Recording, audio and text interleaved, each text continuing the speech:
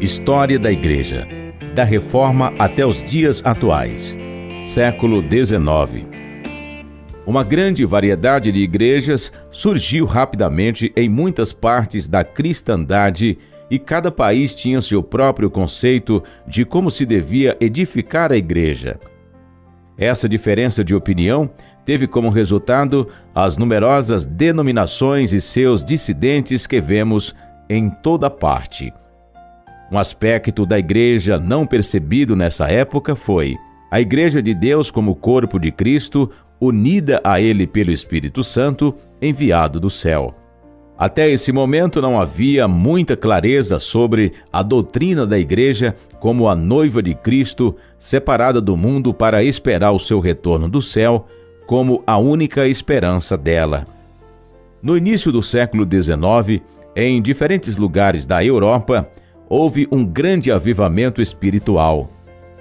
No começo, as pessoas envolvidas nesse movimento não se conheciam e, por algum tempo, não houve qualquer contato entre os vários grupos. Somente depois de algum tempo é que ficaram sabendo de que havia outros que se reuniam da mesma forma. Esses grupos deram origem ao movimento chamado Irmãos Unidos.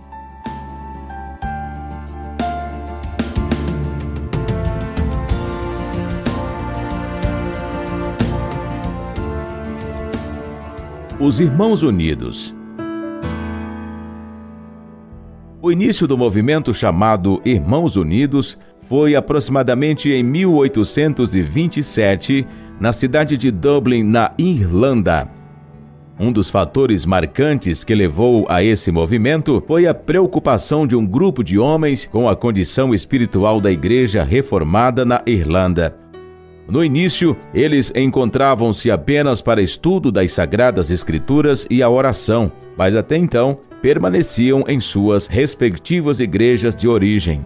Deve-se notar que naquela mesma época, e por muitos anos depois, outros grupos foram formados na Inglaterra, Irlanda, Escócia, País de Gales, Alemanha, Suíça e na Guiana Inglesa.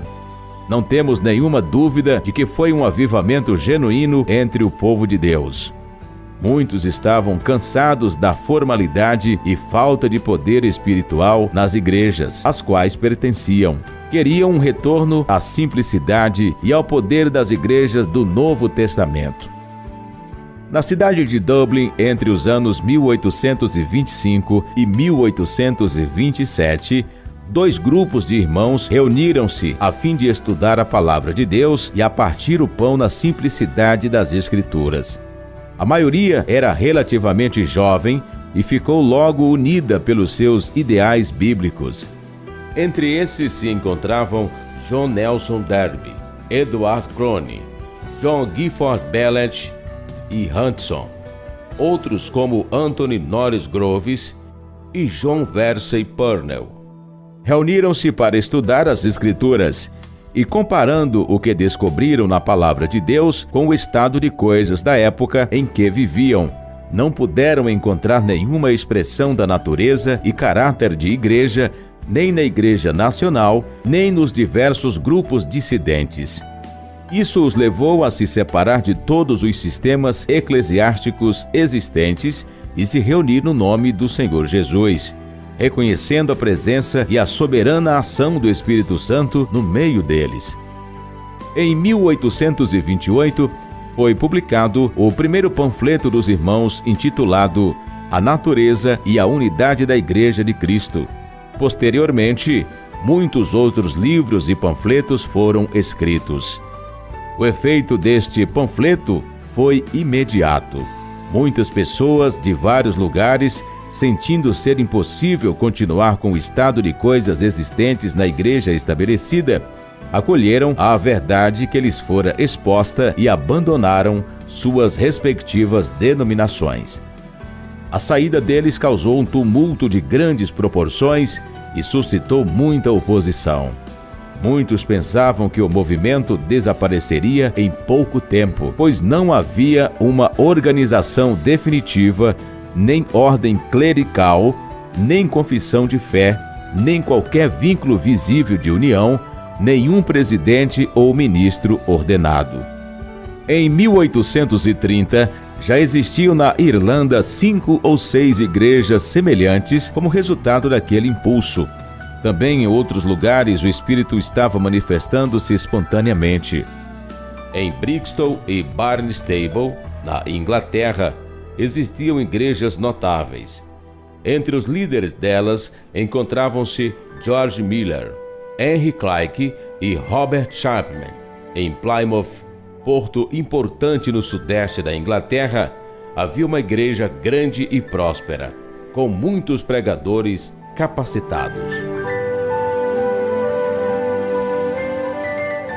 A origem do título: Os Irmãos de Plymouth, Inglaterra. Entre as muitas reuniões que surgiram por todo o país naquele período, o que ocorria em Plymouth se tornou mais conhecida. Em visita a Dublin, Francis Newman, da cidade de Plymouth, conheceu John Nelson Darby, ficando fortemente influenciado pela sua pregação, e o convidou para visitar Plymouth. Em 1831, Darby viajou para Oxford. Ao visitar F. Newman, conheceu a igreja em Plymouth. Lá pregavam o evangelho nas vilas, em locais públicos e nos vilarejos, e começaram a partir o pão. Eles se recusavam a ser chamados por um nome em especial. O primeiro local de reuniões se chamava Capela de Providência. Eles eram conhecidos como Gente da Providência.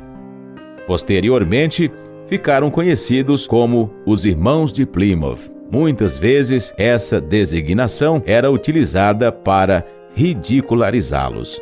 Assim, formou-se uma forte igreja independente, excedendo de longe as de Dublin e Brixton.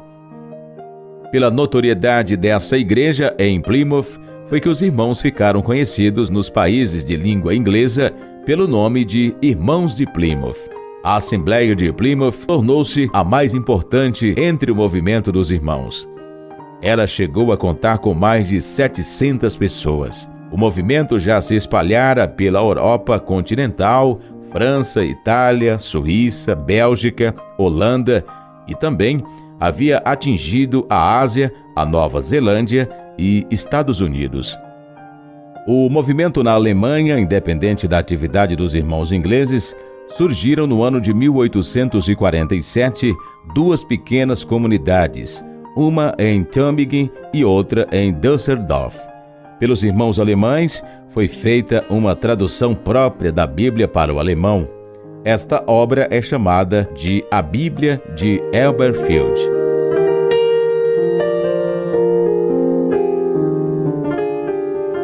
Divisão 1845-1848.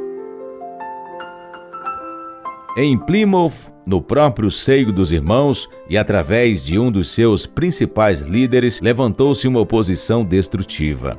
Newton, um dos primeiros obreiros em Plymouth, começara a se isolar dos outros desde o início.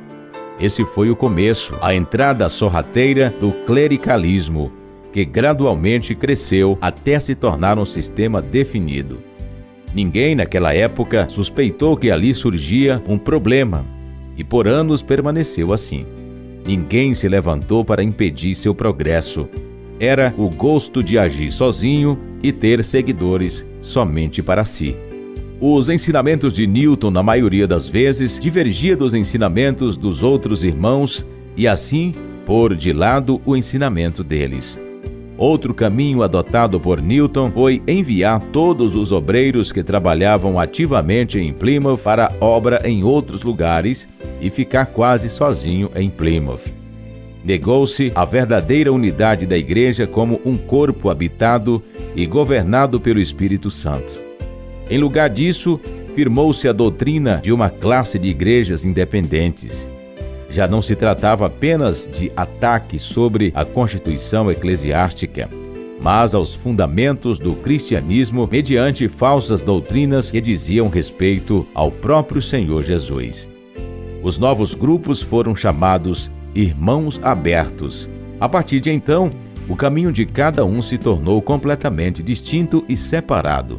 Os irmãos abertos têm confraternizado como as denominações e em muitas coisas chegaram tão próximos a elas e escaparam da perseguição.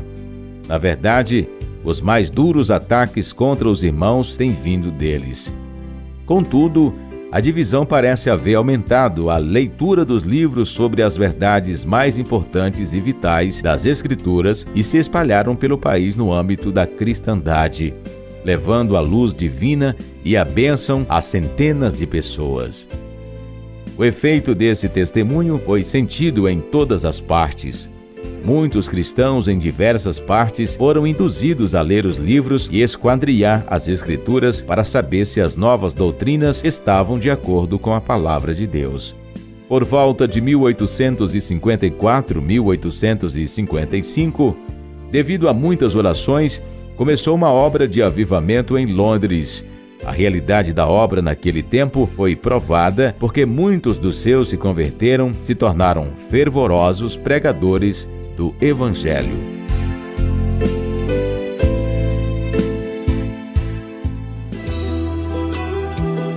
Lutero tirou a Bíblia da prisão, mas foi Darby e seus contemporâneos quem realmente a abriram. O movimento dos Irmãos Unidos foi, sem dúvida, mais forte e mais poderoso que a reforma iniciada por Lutero. Entretanto, foi desconhecido para o mundo. Na época da Reforma, inventou-se a imprensa na Europa. Como resultado, a Bíblia se propagou entre o povo. Porém, as pessoas não conseguiam entendê-la muito bem. Foi somente ao redor de 1830 que os grandes mestres da Bíblia, os Irmãos Unidos, a abriram muito mais. Foram eles que primeiro desvendaram os princípios bíblicos, os tipos e figuras, abriram as profecias, abriram as dispensações e desvendaram o conhecimento a respeito do Deus triuno e a pessoa de Cristo. Eles também desvendaram a verdade e respeito da Igreja. O que os Irmãos Unidos desvendaram na época foram as bases para as revelações que viriam a acontecer nos séculos seguintes.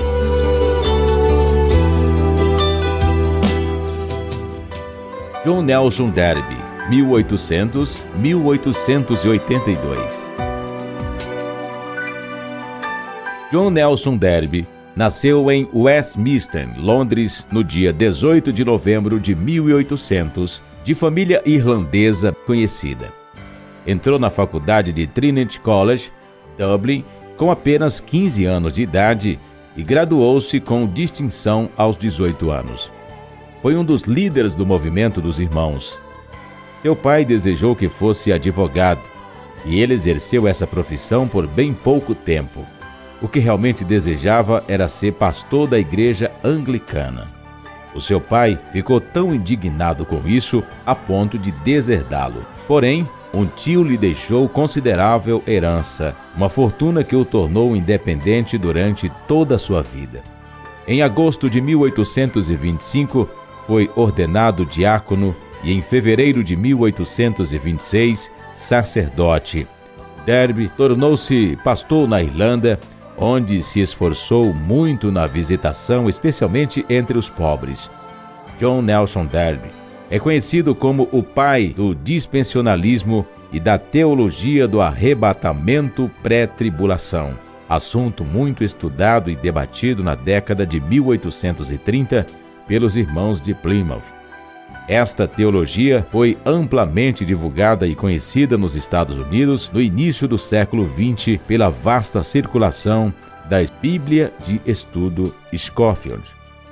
Darby produziu uma tradução da Bíblia baseada nos textos em hebraico e grego, mais conhecida como Bíblia Darby. Na primavera de 1855, Darby foi a Elberfeld para iniciar a tradução do Novo Testamento para o alemão. Em conjunto com Karl Bruckhaus e Julius Anton Posseck, traduziu inicialmente o Novo Testamento. Nos anos de 1869 a 1870, também traduziram o Antigo Testamento para o alemão. Nos anos de 1858 a 1859, Permaneceu em Londres, onde trabalhou na tradução do Novo Testamento para o francês, impresso finalmente em 1859. A Bíblia completa em francês foi completada em 1881 com a colaboração de alguns irmãos. Na avançada idade de 79 anos, voltou à Inglaterra, onde ainda trabalhou como escritor até o falecimento em 1882. As suas obras completas, editadas pelo seu amigo William Kelly, englobam 34 volumes de escritos chamados Coletâneas de John Nelson Darby. Acrescentam-se ainda 7 volumes de notas e comentários, 3 volumes de miscelâneas e 3 volumes de cartas.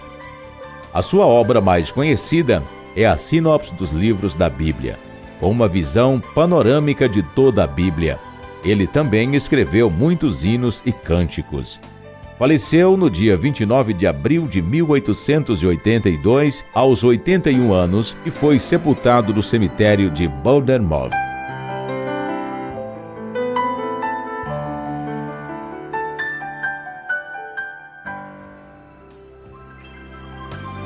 Andrew Miller, 1810-1883.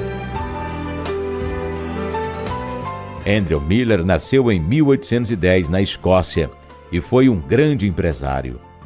Ainda jovem, entrou na empresa Smith em Glasgow e veio a ser gerente da filial em Londres. Mais tarde, passou a ser sócio da empresa, que trocou de nome para Miller, Son & Torrance. O seu filho Thomas Miller, igualmente um servo do Senhor, o seguiu na liderança da empresa. Andrew Miller começou a participar das reuniões juntamente com os irmãos e descobriu que todas estas verdades ainda lhe eram completamente desconhecidas. Enquanto frequentava semana após semana esses estudos, aprendeu mais e mais da maravilhosa verdade de Deus, de seus desígnios. Andrew Miller era amigo de C. H. Mackintosh, com quem publicou a partir de 1858, durante muitos anos, a revista mensal Things New and Old, Coisas Novas e Velhas. Escreveu também A História da Igreja, livro mais completo sobre a história da Igreja até o momento. Andrew Miller também encorajou C. H. Mackintosh a escrever as suas notas sobre o Pentateuco. Ele mesmo escreveu um prefácio à sua obra e financiou em grande parte a impressão. Também era amigo de John Nelson Darby. Miller estava seriamente doente. Aproximadamente um ano mais tarde, no dia 8 de maio de 1883, Andrew Miller descansou.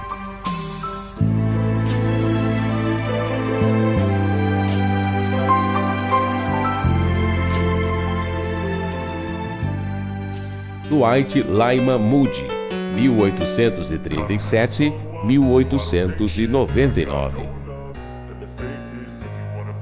Dwight Lyman Moody foi evangelista. Seu pai era alcoólatra e morreu aos 41 anos, quando Dwight tinha somente 4 anos e era o mais jovem da família. Moody mudou-se para Boston em busca de trabalho. Trabalhou com seu tio numa sapataria. Uma das exigências de seu tio era que Moody frequentasse uma igreja. Entrou para a igreja congregacional. Certo dia, o professor falou-lhe sobre quanto Deus o amava. Moody converteu-se então ao cristianismo. Sua conversão iniciou sua carreira como evangelista. Em Chicago, Moody trabalhou para começar uma escola dominical para crianças nas zonas mais pobres da cidade. Logo, teve mais de 1.000 crianças e os pais frequentando semanalmente. Em 1862, o presidente americano Abraham Lincoln visitou a escola. A congregação, cada vez maior, necessitava de lugar permanente.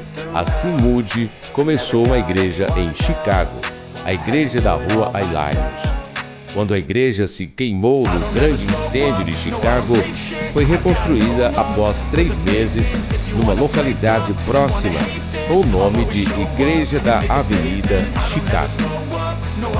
Em viagem à Inglaterra, Moody se fez mais conhecido como evangelista a ponto de haver sido chamado de maior evangelista do século XIX.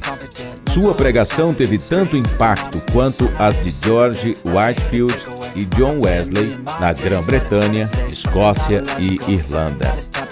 Foi contemporâneo do pregador Charles Spurgeon, chegando a pregar, na ocasião dessa sua viagem, no Tabernáculo Metropolitano de Londres, em 1873. Em várias ocasiões, encheu estádios com capacidade de até 4.000 pessoas. Numa reunião no Botanic Gardens Palace, se juntaram entre 15 e 30 mil pessoas. Nos Estados Unidos, as multidões eram tão comuns como na Inglaterra. Suas reuniões evangelísticas aconteciam de Boston a Nova York, passando por Nova Inglaterra e outros povos da costa oeste, como Vancouver e San Diego. Estabeleceu o Instituto Bíblico de Chicago, que mais tarde mudou de nome para Instituto Bíblico Moody, e prepara pregadores missionários e líderes que trabalham em todos os continentes do mundo. Moody era simples e honesto no tocante ao dinheiro, como em tudo o mais. Não aceitava lucros e todos os proventos das vendas do inário de sua autoria eram administrados por uma junta de encarregados e eram destinados ao sustento das escolas de Northfield. Próximo de sua morte, ele era relativamente pobre. Ele declarou: "Minha esposa e meus filhos simplesmente terão que confiar no mesmo Deus em que tenho confiado." Encontra-se sepultado em Northfield, Massachusetts, nos Estados Unidos.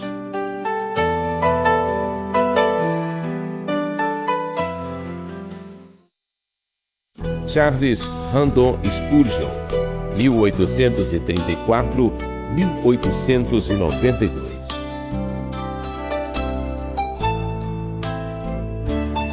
Charles Spurgeon foi pregador calvinista britânico. Nasceu em 1834, primogênito de 16 irmãos, filho de João Spurgeon e a esposa Eliza Jarvis, em Kelvedon. Em 1835, seus pais se mudaram para Colchester e entregaram Charles aos cuidados do avô, com quem viveu até os 5 anos. Converteu-se ao cristianismo aos 15 anos. Aos 16, pregou seu primeiro sermão. No ano seguinte, tornou-se pastor de uma igreja batista em Wasted Beach, Inglaterra. Em 1854, Spurgeon, então com 20 anos, foi chamado para ser pastor da igreja batista em Londres, que mais tarde viria a chamar-se Tabernáculo Metropolitano, transferindo-se para novo prédio. Desde o início do ministério, seu talento para a exposição dos textos bíblicos foi considerado extraordinário. Sua excelência na pregação das escrituras bíblicas lhe rendeu o título de o príncipe dos pregadores e o último dos puritanos. Spurgeon havia pregado em Wasted Beach alguns anos quando foi chamado a pregar na capela Park Street, em Londres, e depois no Exeter Hall, um edifício localizado em frente à biblioteca numa das ruas principais de Oxford. Era composto por um grande salão completo com instalações de palco e salões pequenos, sala de comitês e escritórios paroquiais. Mas nem o Exeter Hall comportava mais audiência e a igreja tomou uma atitude de alugar o Surrey Music Hall, o prédio mais amplo, imponente e magnífico de Londres, construído para diversões públicas. Na tarde do dia marcado, milhares de pessoas para lá se dirigiram para achar assento. Quando, por fim, o culto começou, o prédio no qual cabiam 12.000 pessoas estava superlotado e havia mais 10.000 fora que não puderam entrar. No primeiro morreram e 28 ficaram gravemente feridas. Spurgeon passou dias prostrado, sofrendo em consequência do tremendo choque. As notícias sobre as trágicas ocorrências durante o primeiro culto em Sunday Mills Hall, em vez de prejudicar a obra, concorreram para aumentar o interesse pelos cultos. De um dia para outro, Spurgeon, o herói do sul de Londres, tornou-se vulto de projeção mundial. Aceitou convites para pregar em cidades da Inglaterra, Escócia, Irlanda, Gales, Holanda e França. Pregava em Londres, escreveu vários livros e, inspirado pelo exemplo de George Miller, fundou e dirigiu um orfanato. A vida de Spurgeon não era egoísta e de interesse próprio. Juntamente com a esposa, fez os maiores sacrifícios para colocar livros espirituais nas mãos de um grande número de pregadores pobres e ambos contribuíam constantemente para o sustento das viúvas e órfãos. Recebiam grandes somas de dinheiro, mas davam tudo para o progresso da obra de Deus. Não buscava a fama nem a honra de fundador de uma denominação, como muitos esperavam. A sua pregação nunca foi feita para a própria glória, porém, tinha como alvo a mensagem da cruz para levar os ouvintes a Deus. 6.000 pessoas assistiram ao culto de funeral. No caixão estava uma Bíblia aberta, mostrando esse texto usado por Deus para convertê-lo. Olhai para mim, e sede salvos todos os confins da terra.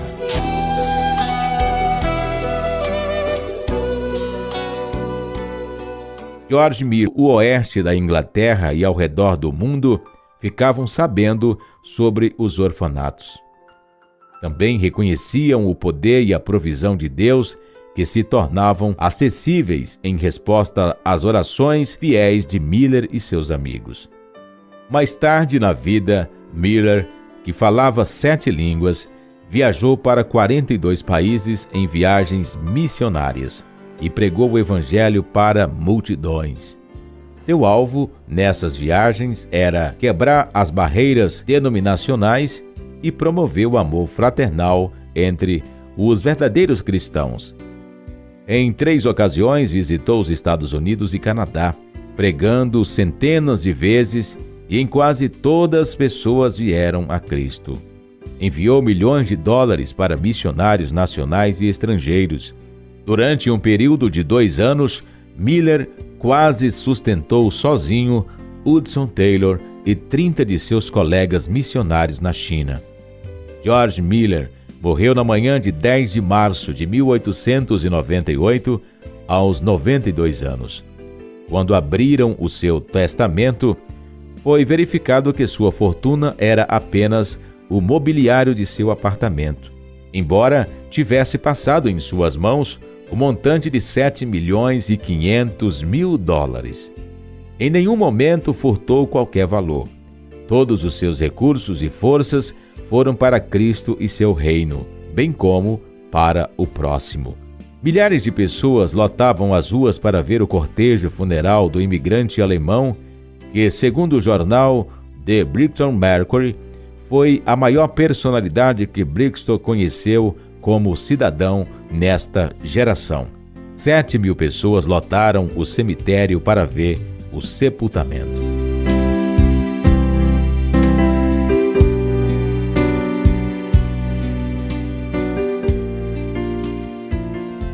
Robert Morrison, 1782-1834.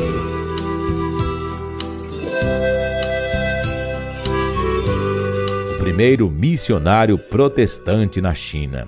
Robert Morrison era britânico e foi o primeiro missionário protestante na China. Depois de 25 anos de trabalho, ele traduziu toda a Bíblia para a língua chinesa. Filho de um lavrador escocês e de uma mulher inglesa, ambos eram membros da Igreja Presbiteriana da Escócia. Aos 3 anos, sua família mudou-se para a Inglaterra porque seu pai encontrou trabalho mais próspero no comércio de calçados. Desde cedo começou a estudar por sua conta grego, latim e hebraico. Em 1804, entrou na Sociedade Missionária de Londres e mais tarde foi então destacado para ser missionário na China. Ainda em Londres, estudou medicina e astrologia, aprendendo também chinês com seu colega de turma, que mais tarde seria muito útil em seu ministério. Morrison foi ordenado pastor em Londres em 1807, numa igreja escocesa, e estava ansioso para ir para a China. A Companhia das Índias Ocidentais não transportava missionários, e não havia outra forma direta para viajar da Inglaterra até a China. Morrison teve que fazer uma escala em Nova York, onde esteve com o secretário de Estado, que o ajudou com a documentação para que pudesse trabalhar na China e assim permanecer naquele território de uma forma mais tranquila. Nos primeiros anos que passou na China, sofreu pressão por parte das autoridades que não viam com bons olhos as atividades dos missionários nos países vizinhos como a Índia. Morrison sofreu com a solidão nos primeiros anos. Parecia que todos da Inglaterra haviam esquecido da sua existência. No entanto, não deixou que este fato o desanimasse e procurou investir no seu tempo estudando chinês. Em 1809, conheceu Mary Morton, casando logo no mesmo ano. Tiveram 3 filhos, 2 meninos e uma menina, sendo que o primeiro morreu após o nascimento. Regressou ao Cantão sozinho, pois não era permitida a entrada de mulheres estrangeiras no território. O seu casamento trouxe muitas dificuldades devido à situação frágil de saúde de sua esposa e também na questão espiritual, que em nada ajudava em seu ministério. Começou a trabalhar numa fábrica da Companhia das Índias Orientais, com a ajuda do cônsul americano. Durante este período, Morrison se propôs a uma árdua tarefa que levou anos da sua vida, mas iria deixar uma herança útil e valiosa para todos nós: a tradução da Bíblia para o idioma chinês. O que sabia do idioma não lhe permitia o necessário para uma tradução, e quando buscou um mestre, não pôde encontrá-lo, pois havia uma lei que condenava à morte qualquer pessoa que ensinasse a língua chinesa a um estrangeiro. Morrison não se deu conta de quão grandes eram as dificuldades que precisava vencer para chegar lá. Aprender o mandarim não era coisa fácil e não existiam nem dicionários nem bons professores. Finalmente, apareceram 2 homens que tinham conhecido alguns missionários católicos e aceitaram ajudar, embora cheios de temor. Um deles chamava-se Tsai A-ko. Foi um grande instrumento preparado por Deus para ajudar o trabalho de Morrison. Ele ia de noite à sua casa, as portas e as janelas eram bem fechadas para que ninguém de fora visse o que faziam, porque corria perigo de vida, e ali se punha a traduzir ou corrigir, enquanto que Morrison lhe ensinava as verdades do Evangelho. Devido à excelência de seu trabalho, também compilou um dicionário chinês para os ocidentais. Devido a esta grande obra, foi convidado a se tornar tradutor oficial da Companhia das Índias Orientais e assim conseguiu a autorização oficial de residência naquele território. Em 1815, publicou a tradução do Novo Testamento e somente em 1824 teria a obra completa. Foram gastos 14 anos na tradução da Bíblia e 16 para concluir o dicionário, que foi editado em 4 volumes, com cerca de 4.500 páginas cada um. Mas, devido à pressão das autoridades, seu trabalho de tradução não agradou aos superiores, que eram totalmente contra a evangelização do povo daquele lugar. Apresentaram a ele uma proposta para se demitir. Naquele tempo, havia certa proibição ensinar chinês a estrangeiros, assim como realizar a impressão de livros cristãos em chinês. Morrison e seu colaborador William Milne foram para a Malásia e lá estabeleceram uma tipografia. Também fundaram uma escola, Ing Hua College, para crianças originárias da China e da Malásia em 1818. Entretanto, sua esposa faleceu em 1821 e Robert Morrison torna a casar em 1824 com Eliza Armstrong, tendo mais 5 filhos. Robert Morrison nunca teve uma boa saúde. Morreu em 1º de agosto de 1834 em Cantão, China, quando tinha 52 anos, e foi sepultado no cemitério protestante de Macau. O Wing Hua College foi transferido mais tarde para Hong Kong, por volta de 1843, depois que a coroa britânica tomou posse daquela terra. Esta instituição existe ainda hoje, funcionando como escola secundária masculina. Depois da sua morte, outra escola foi fundada, primeiramente em Macau e depois em Hong Kong, pela Morrison Education Society. A importância da obra de Morrison é de valor imensurável. Durante sua vida, conseguiu a conversão de poucas pessoas, mas seu trabalho traduzindo a Bíblia, preparando o dicionário inglês mandarim, fez com que fosse possível a conversão de milhares de chineses depois da sua morte. Depois da Guerra do Ópio, começaram a chegar missionários de todas as partes do mundo para a China. Hudson Taylor fundou a missão do interior da China em 1865. Muitos dos missionários que sucederam nesta árdua tarefa de evangelizar o grande território daquele país usaram seus folhetos evangelísticos.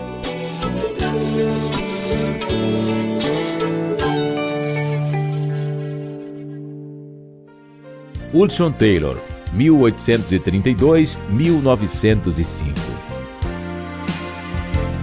Foi missionário inglês na China e fundador das missões para o interior da China.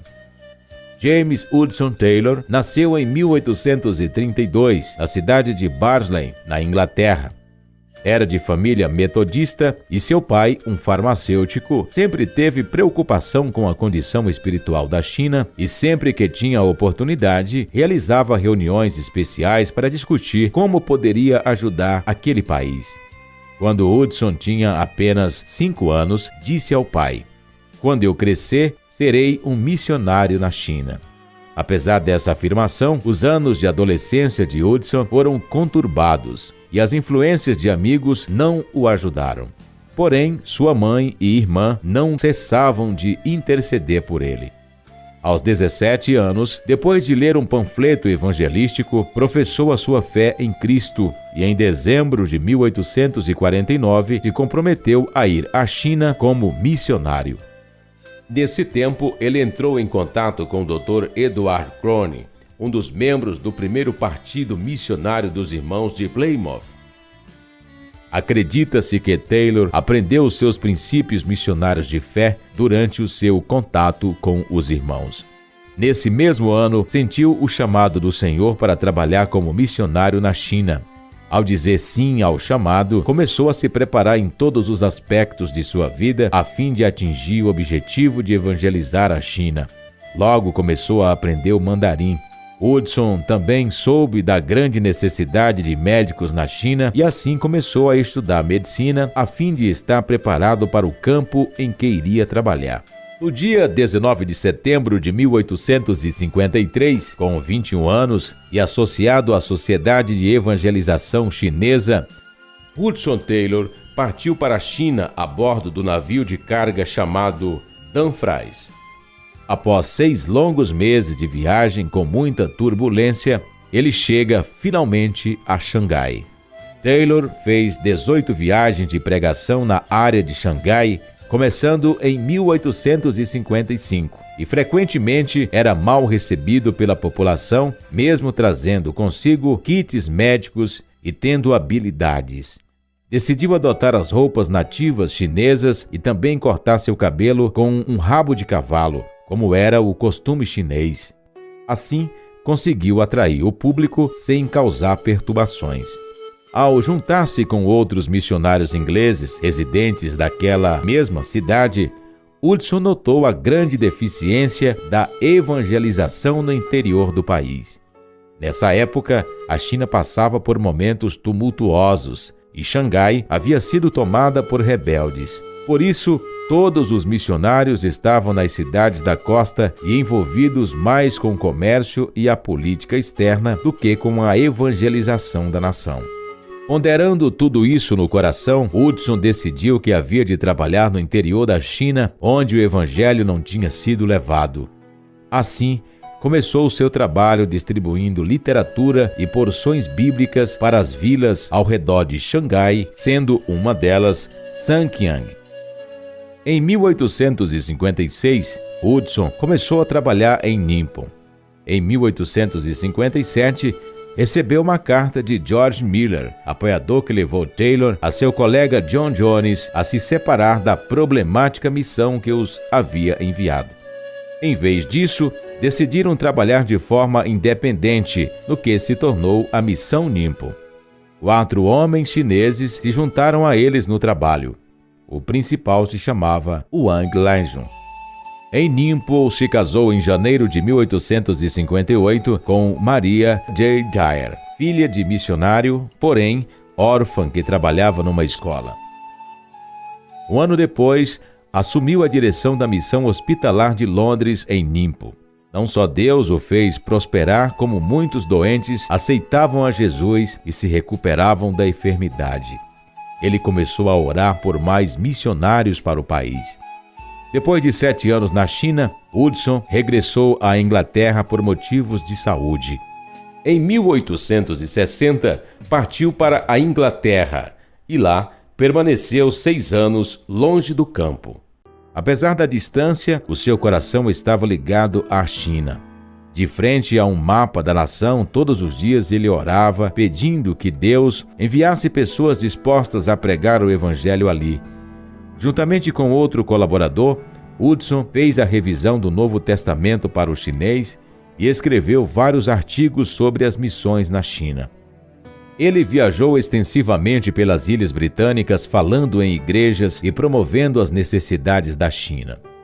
Esse tempo tornou-se amigo de Charles H. Spurgeon, que pastoreou o Tabernáculo Metropolitano e se tornou mantenedor de Taylor por toda a vida.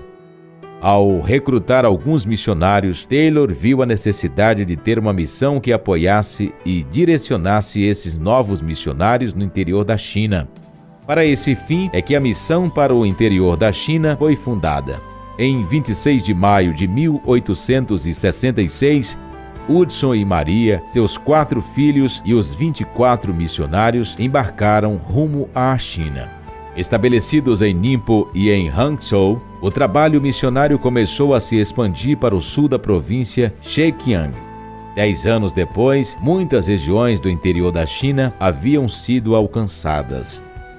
No período de 3 anos, Hudson sofreu a perda da filha mais velha, Grace, do filho Samuel, do filho recém-nascido, e em julho de 1870, a esposa também morreu de cólera.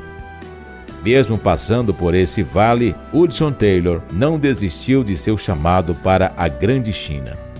Em 1871, quando voltava para visitar o restante dos filhos que haviam sido enviados à Inglaterra, Taylor teve a oportunidade de viajar com uma grande amiga missionária na China, Jenny Foding, com a qual se casou em 1872, na Inglaterra.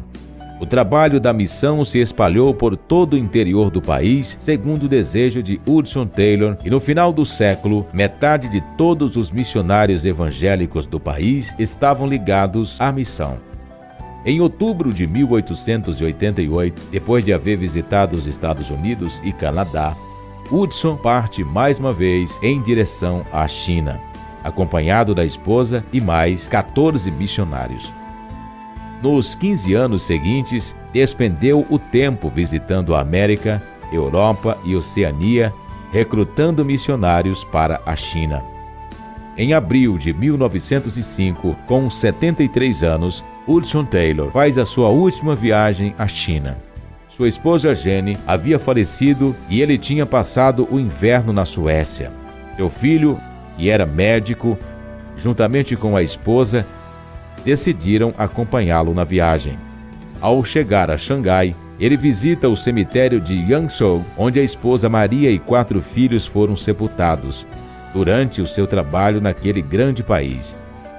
Após haver percorrido todas as missões que ele estabeleceu, Hudson Taylor, agora na cidade de Shanxia, deitou-se numa tarde de 1905 para descansar e desse sono já não acordou.